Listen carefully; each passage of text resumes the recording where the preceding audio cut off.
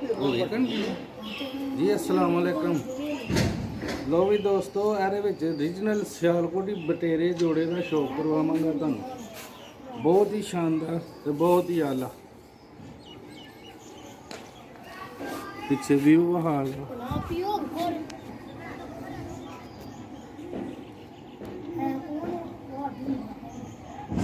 लो। हाँ जनाब या ध्यान रख वीडियो जूम करो।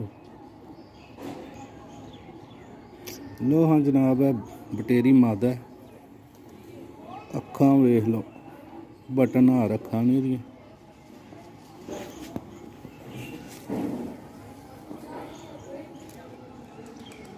लो जी पार्क हुंदा है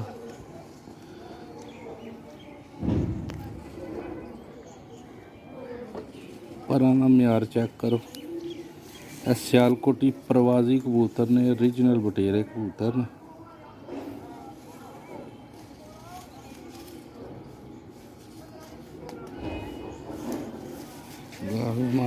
कलर वहा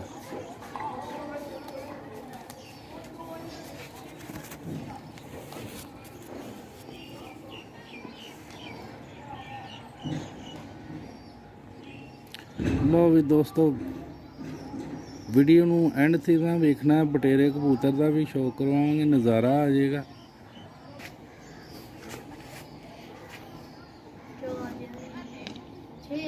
लो जनाब है नर लगा दा बहुत ही शानदार जोड़ा। प्रवास चो कबूतर हूँ जोड़ियां च ला लिया।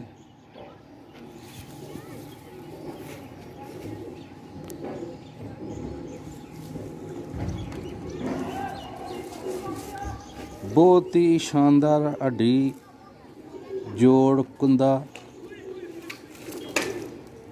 एक कबूतर नू। लो हाँ जी शौक करो बटेरे जोड़े का। बड़े दोस्त बटेरे जोड़ियां का भी शौक करवाते हैं। साडा भी जोड़ा वेखो कि उम्मीद है दोस्तों नू वीडियो बहुत अच्छी लगेगी। बच्चे इन्हां दे फॉर सेल ने, बच्चा पलदा पिया।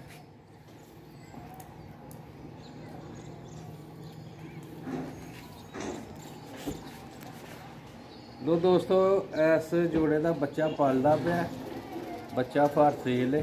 जिस दोस्त नू भी चाहिए होए राबता कर सकदा। उम्मीद है दोस्तों नू वीडियो बहुत अच्छी लगेगी। तो जेडे दोस्त चैनल पर नवे ने चैनल में सबसक्राइब कराया करो, वीडियो में लाइक कराया करो और बेल आइकन को ज़रूर प्रेस करें, क्योंकि जो भी मैं वीडियो अपलोड करूँ आप दोस्तों को फौरन मिल जाए। माशाल्लाह बहुत ही आला जोड़े का तुहानू शौक करवाया। सियालकोटी ओरिजिनल बटेरा जोड़ा।